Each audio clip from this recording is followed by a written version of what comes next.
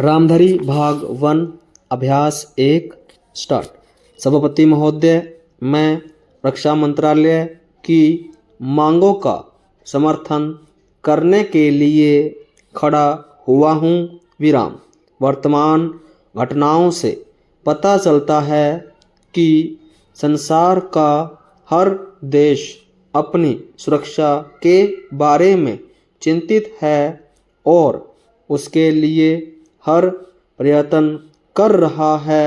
विराम। इस दृष्टि से अन्य देशों की तरह हमारे देश में भी रक्षा मंत्रालय का महत्व है। विराम।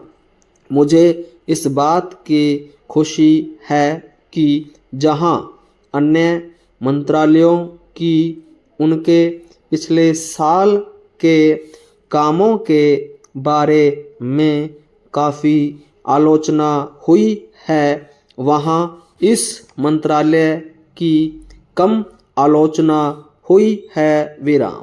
इससे पता चलता है कि इस मंत्रालय ने पिछले साल अच्छा काम किया है। विराम।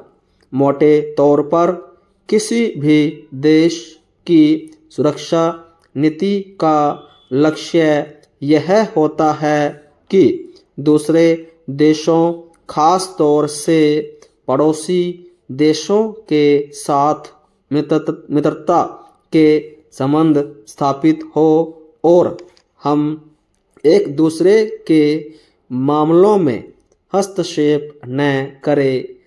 लेकिन उसके साथ यह भी जरूरी होता है कि हम अपने देश की सीमाओं और अखंडता की रक्षा करें। विराम।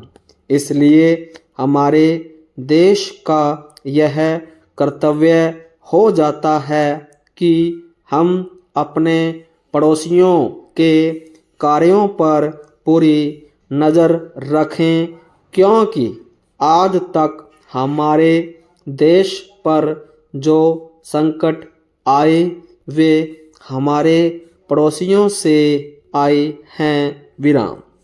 1965 में पाकिस्तान के साथ जो लड़ाई हुई और उसके बाद ताशकंद में जो समझौता हुआ वह सिर्फ कागज पर ही रहा।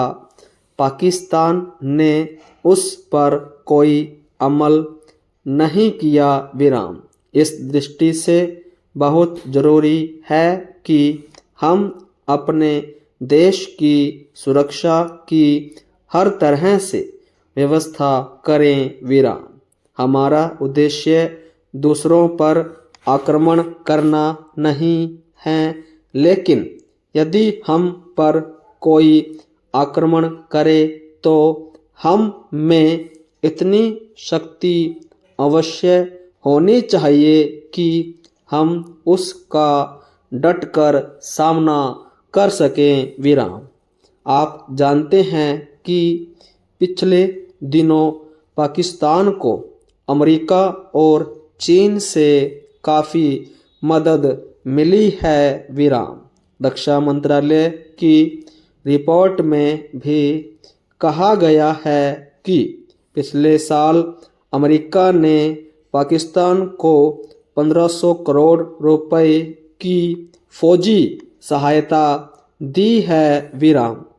आज जहां हम फौजी सामान के लिए अपने कारखानों की मदद से अपनी शक्ति बढ़ाने का प्रयत्न कर रहे हैं, वहां पाकिस्तान संसार के देशों से फौजी सामान खरीद रहा है। विराम। अपनी नीति के कारण वह सब देशों से लाभ उठा रहा है। विराम। मेरा सुझाव है कि हमको भी अपनी शक्ति बढ़ाने के लिए संसार के अन्य देशों से अधिक फौजी सामान खरीदना चाहिए। विराम।